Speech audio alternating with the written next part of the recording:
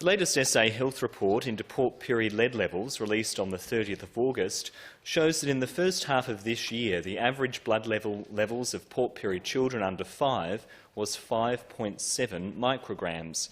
For children tested on their second birthday, it was 7.8 micrograms, the highest reading in a decade. Experts have issued parents with a range of warnings, including to ensure their air conditioners are cleaned, their windows and doors are properly sealed, children's toys and clothes are cleaned daily, and that the clothes are not dried outside, and that prams are not pushed into the wind. My question to the Minister for Health, therefore, is, given the risks associated with high lead levels, what is the government doing to ensure emissions from the smelter are lowered to limit the adverse outcomes to children, including respiratory illness and socio-behavioural problems? As the call.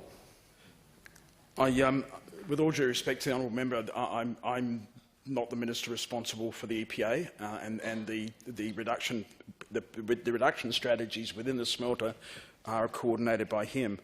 I would say that this government is very determined to make sure that we improve the governance of the Port Pirie blood lead levels program, particularly through the targeted lead abatement program.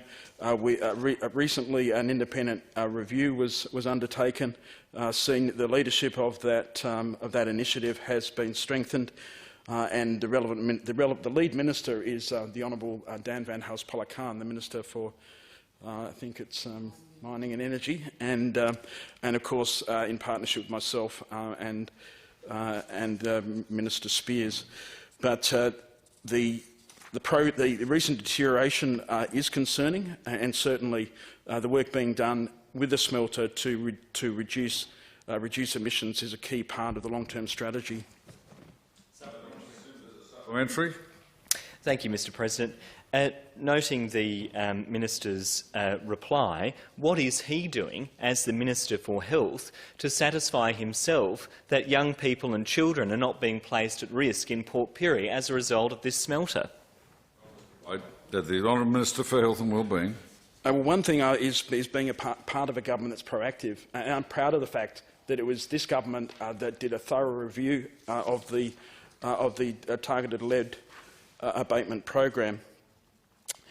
In relation to the program, the Port Pirie Environmental Health Centre, which is part of the health network, has implemented strategies to improve dust management in the community, including allocating additional caseworker resources, increased interventions offered to families with children at high risk of exposure, increased cleaning of public spaces in the community, and removing contaminated waste.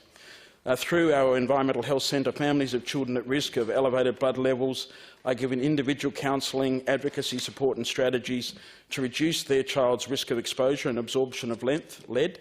Interventions to reduce exposure are tailored for the specific lead sources in each situation. Some of the interventions that could be used include professional house cleaning, covering exposed yard soil, minor home repairs, assistance with access to healthy foods, offering subsidised childcare, relocating families most affected to lower exposure locations. The Honourable Mr Sims is another supplementary. Thank you, Mr. President. Will the Minister be advocating to his colleagues, Ministers for Environment and Minister for Mining, to reduce the lead levels in the area? And is he advocating for more water to be made available to reduce the proliferation of dust?